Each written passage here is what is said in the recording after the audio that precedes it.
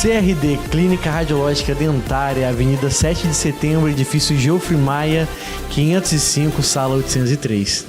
Olá, bem-vindos. Você está ligado na Plena TV, uma emissora do grupo Folha da Manhã de Comunicação. Eu sou Ivan Machado e este é o programa Saúde em Pauta. O Saúde em Pauta hoje está aqui na Faculdade de Medicina de Campos, essa instituição cinquentenária que forma médicos para a região, para o Brasil e até para o mundo há quase 50 anos. E hoje vamos entrevistar o atual diretor da faculdade, Dr. Edilber Pellegrini Nan Júnior. O Dr. Edilber é médico dermatologista, formado pela Universidade Federal Fluminense, UF.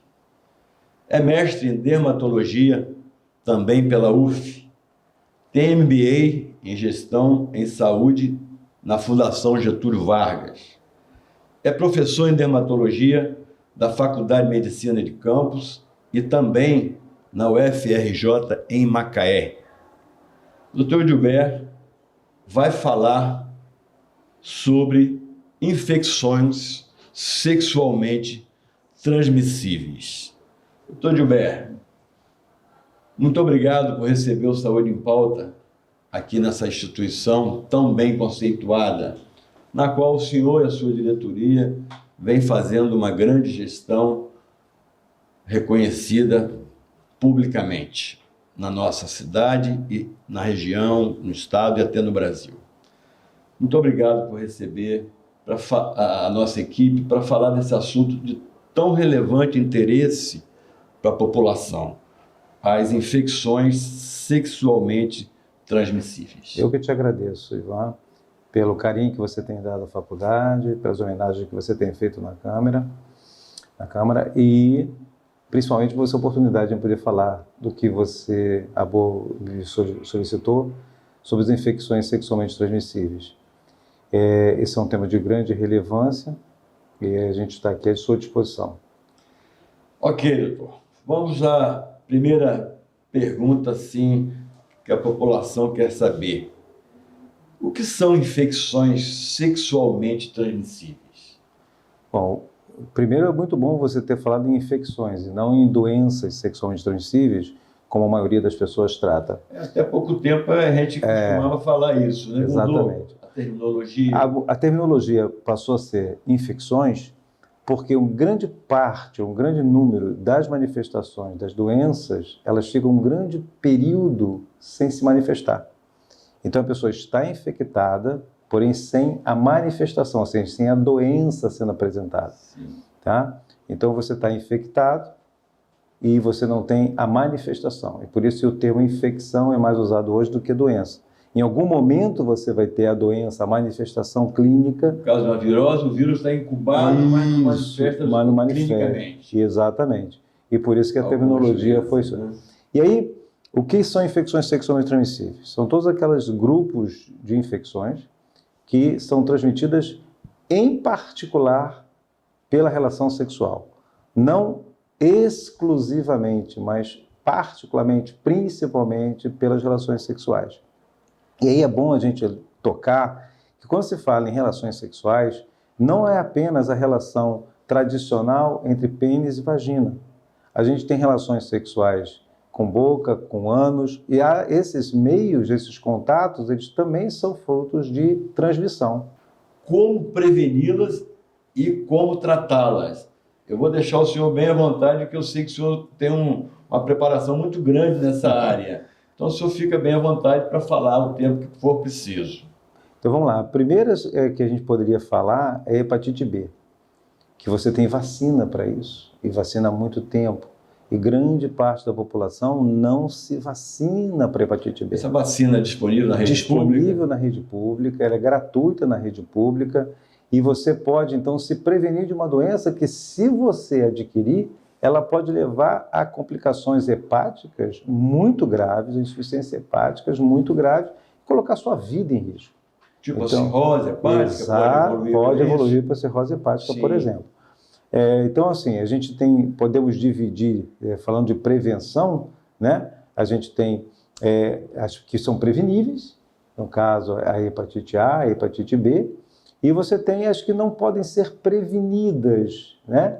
Mas podem ser evitadas. Hoje a gente também, em termos de vacina, a gente tem a vacina para o HPV, que na rede pública ainda está restrita às crianças, adolescentes, né, meninas e meninos, na faixa dos 9 aos 14 anos para as meninas e dos 11 aos 14 anos para os meninos. Esse programa de vacinação contra a HPV, ele é um programa local, regional, nacional? Hoje ele é nacional. Nacional. Mas há que se pautar que começou em Campos antes de muitos municípios e antes do Brasil, como programa nacional, ter sido implementado. Então, sim, Campos foi uma das primeiras, se não a primeira, o primeiro município que implantou a vacina de prevenção. Na rede pública. Na rede pública. Então está aí hoje, além dos adolescentes, né, crianças e adolescentes, tem as pessoas que são portadoras do vírus HIV, também tem essa prevenção, também é feita. Então o programa é bastante robusto como prevenção. Então, nós já falamos de hepatite B, falamos de hepatite C, falamos de HPV. Agora, dentre as infecções... Vacina de hepatite seria B e C? B e A. B e A. B e A. A C ainda não? A B e C não tem ainda não. E você tem... são doenças que não têm um impacto, vamos dizer assim, na epidemiologia tão grande. O que você diz hepatites enquanto doenças, infecções sexualmente transmissíveis. E para a gente falar das principais infecções sexualmente transmissíveis, a gente tem que falar em sífilis, a gente tem que falar no herpes genital, gonorreia? A gonorreia, e temos que falar no próprio HPV, que é a verruga genital, o condiloma acuminado, tem vários EPON, crista de galo, como é muito conhecida pela população geral, que é uma grande epidemia, isso no mundo. E você não tem dados estatísticos muito precisos para a verruga genital em termos de epidemiologia. Porém, para a sífilis nós temos. E a sífilis, ela tem um particular, que é a capacidade de transmissão da mãe para o feto. Sim. E isso é um problema de saúde pública muito grave, porque muitas dessas mães portadoras da sífilis passam pelo sistema de saúde no pré-natal e acabam não sendo diagnosticadas ou não sendo tratadas a contento, e aí a criança nasce com sífilis congênita. Lembrando que nesse processo de diagnosticar e tratar uma gestante com sífilis, a gente não pode esquecer do seu parceiro. Sim. Né? Porque a mulher grávida também mantém relações sexuais e se ela tem a doença, ela pegou essa doença de alguém. Uma outra doença de grande importância em termos de infecção sexualmente transmissível é o próprio herpes genital. Lembrando que o herpes na região oral também pode ser transmitido para a região genital, se assim você fizer, ou o contrário, você pegar um herpes oral através de uma relação genital. O agente etiológico de qualquer um dos dois vírus, é o herpes vírus tipo 1 e tipo 2. Sim. Existem dois tipos. Então você tem essa possibilidade de se contaminar, seja oro ou genital oral. É uma doença que ainda não tem cura, tem medicamentos que controlam os episódios, e é um desconforto muito grande, porque as lesões... Sintomático, como as lesões são pequenas bolinhas que se agrupam, né? E numa área que pode coçar, arder, incomodar, pode dar um pouco de íngua. Quer dizer, ela parece ser uma doença pequena, mas não é. Porque num paciente, por exemplo, portador de AIDS, o herpes pode dar manifestações muito graves e até ulcerações muito graves. Então é uma doença muito perigosa para quem tem alguma imunodeficiência. O outro a gente já abordou sucintamente, que seria o condiloma acuminado, ou verruga genital, ou crista de galo, que é causado pelo vírus do HPV. E a gonorreia ainda é muito frequente? Muito. A gonorreia é muito frequente. A transmissão parece que é muito simples. Muito fácil de você adquirir, muito manifestada rapidamente no homem. E aí, período de incubação? 3 a 5 dias após a relação sexual. Tem relatos até em 24 horas. E no homem, ela dá uma manifestação muito aguda de corrimento uretral, um corrimento amarelado, com bastante quantidade, feito um pus, com ardência, queimação, que principalmente na hora de urinar, dá um desconforto muito grande. Mas e na mulher? Que a manifestação dela é menos exuberante e pode passar desapercebido pela mulher, e esta mulher contaminar outras pessoas através das relações sexuais. Também dos parceiros. Tem que diagnosticar e tratar, mas é uma doença de uma importância muito grande, principalmente, Ivan, por conta da resistência que o gonococo, que é o agente etiológico, ele desenvolve frente às bactérias. Então, hoje, você tem, assim, houve até recentemente uma publicação do Ministério da Saúde sobre o novo esquema de tratamento para a gonorreia. Medicamentos que eram usados no passado não são mais efetivos para a gonorreia. E tem pacientes que não têm remédios que tratam, de tanto que ele pegou a infecção. Isso é um outro ponto importante. Essas infecções, elas não nos dão imunidade. Ou seja, você pode ter gonorreia quantas vezes você se expuser. Você pode ter sífilis quantas vezes você expuser. Você pode ter herpes quantas vezes você expuser. E assim sucessivamente. Todas elas não te dão imunidade. O que dá imunidade é a vacina.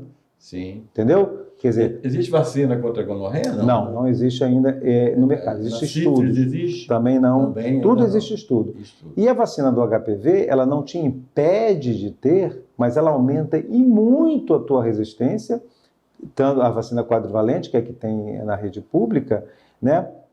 Ela te protege, aumenta a tua resistência contra 4 tipos do vírus, né? O 6, 11, 16 e 18, que dão não só a proteção para a crista de galo, quanto também para o vírus que mais ataca a mulher no colo do útero, que pode evoluir para um câncer de colo do útero, que aí você tem uma consequência muito mais grave do que apenas uma infecção que você vai tratar. Então, que deduz-se que o tratamento primário dessas infecções sexualmente transmissíveis são por demais importantes para evitar doenças mais graves que podem acometer o paciente se ele não tiver o diagnóstico correto e não fizer o tratamento certo. Exatamente. Se você não fizer, você pode complicar ou transmitir para o feto e, consequentemente, para o seu filho, para a sua parceria. E aí é importante a gente lembrar que hoje, nas relações múltiplas que existem, a gente não pode pensar apenas no homem e na mulher, mas no homem para o homem, da mulher para a mulher. Relações homo ou heterossexuais. Exatamente. Então,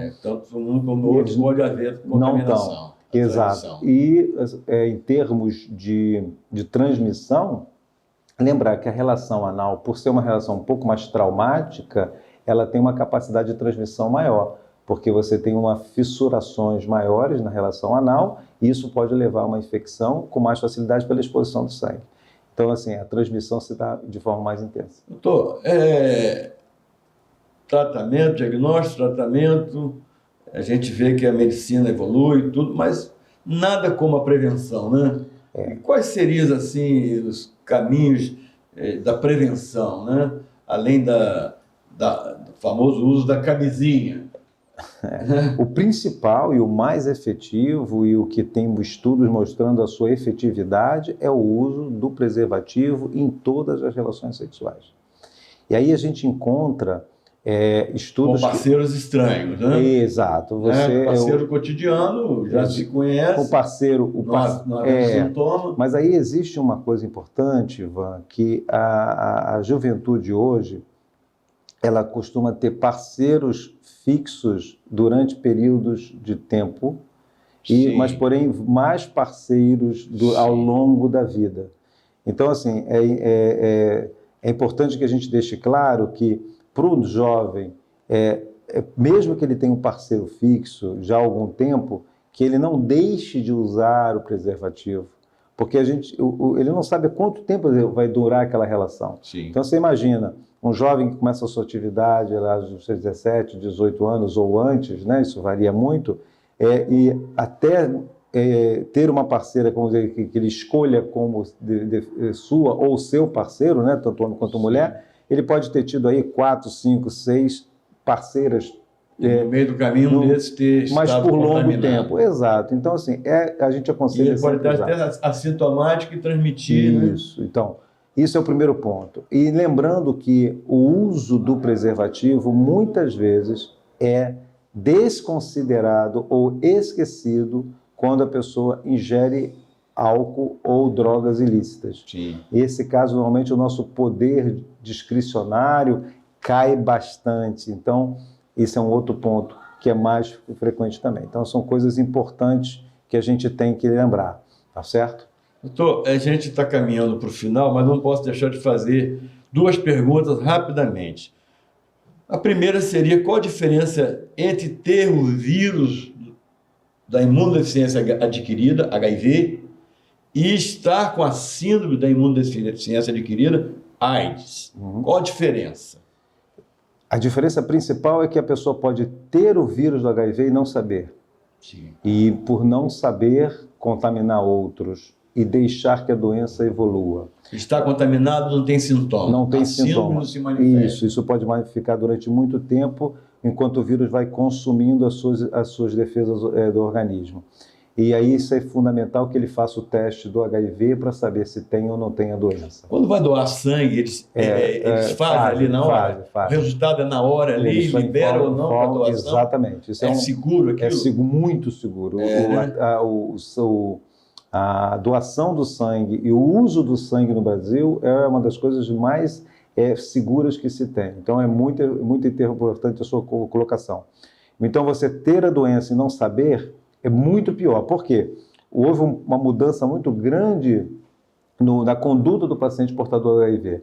Hoje, o mais precocemente se indica o tratamento quando a pessoa é portadora. Isso impede ou retarda e muito a evolução para sintomas que são a síndrome ou a AIDS, como as pessoas conhecem. Sim. Essa é aquela sintomatologia de emagrecimento, aparecimento de cânceres em várias partes do corpo, infecções oportunistas. Isso hoje é muito menos frequente. Prevenção e diagnóstico precoce. E tratamento precoce, no caso do HIV. Tratamento precoce. Exatamente. Né? É fundamental. A outra pergunta, que eu acho que é de grande relevância também, as hepatites virais, né, B e C, podem ser transmitidas por uso de giletes contaminadas, numa barbearia, por exemplo, também por alicates de manicures. O que deve ser feito para evitar esse problema? Quais recomendações o senhor daria a esses profissionais e a essas pessoas que frequentam esses ambientes de barbearia, manicure, quanto ao material, ao instrumento de trabalho desses profissionais? Perfeito, Ivan. Essa sua preocupação com esse tipo de informação para a população é fundamental, porque o material de cutelaria, vamos dizer assim, deve ser individual. Ou seja, o correto seria cada pessoa que vai a uma manicure levar o seu alicate, o seu afastador de cutícula, para que a manicure use. Caso exista alguma dificuldade nisso, observar se a manicure tem o seu material devidamente esterilizado através de um autoclave, lembrando que as estufas elas não trazem. E no caso da barbearia, a troca obrigatória de uma lâmina após fazer uma coisa ou outra. Antigamente o barbeiro usava a navalha, né? Hoje parece que há um desuso total. O que se observa é que ele pega uma lâmina de barbear, né? Uma gilete, e usa para fazer a barba de uma pessoa ou fazer o pé do cabelo, mas aquilo deve e tem que ser trocado de um paciente para o outro. De um cliente para o outro. Forma de prevenir. Isso. As navalhas hoje vêm com encaixe para as lâminas, né? E nesse caso, lembrar principalmente, acho que é importantíssimo para o seu programa, é o descarte desse material. Descarte. Quer dizer, então, o barbeiro deve ter a caixinha de descarte do material pérfuro cortante. Como qualquer outro profissional que lida com isso, como o dentista que dá uma anestesia e pega a agulhazinha, coloca no descarpaque, né? Exatamente. E o médico coloca a lâmina de bisturi. O profissional que usou um instrumento pérfuro cortante deve descartá-lo. Então, ninguém precisa ficar apavorado, né, de o barbeiro nem a manicure. O ideal é o que o doutor falou. O barbeiro, naturalmente o barbeiro já faz isso, né? O meu faz regularmente, troca a lâmina de barbear. E na manicure, ou você leva seu instrumento, seu alicatezinho de cutícula, né? Ou vê se a manicure está esterilizando em autoclave, não é em estufa, conforme o doutor falou. Doutor Gilberto, Gilberto, eu gostaria de deixar aqui um minutinho para o senhor dar uma mensagem final aos nossos telespectadores. Eu, antes de mais nada, agradecer, Ivan, pela essa oportunidade de poder levar ao público essas informações sobre as infecções sexualmente transmissíveis e lembrar que nada melhor do que prevenir. Quando se previne, se evita. E aí a prevenção, ela não pode estar no outro. Cada um tem que se prevenir. Eu falo muito isso para os adolescentes. Você não pode deixar para o outro a saúde que é sua. Então, se você é adolescente, leve a sua camisinha. E se a menina entender que pode acontecer do rapaz não levar, ela deve levar a camisinha. Só ter relações sexuais com preservativo. Muito obrigado, Dr. Gilberto. E certamente eu sei da sua capacidade profissional. Obrigado. Até mesmo na sua especialidade, né, dermatologia. E eu gostaria desde já deixar um convite para oportunamente marcarmos uma nova entrevista, assim que o senhor puder e a gente puder agendar. Estamos à disposição sua e do seu programa. Parabéns pela iniciativa. Obrigado, doutor. Este foi o programa Saúde em Pauta. Muito obrigado pela sua companhia, muito obrigado pela sua audiência. Até a próxima semana, aqui na Plena TV, do Grupo Folha da Manhã de Comunicação.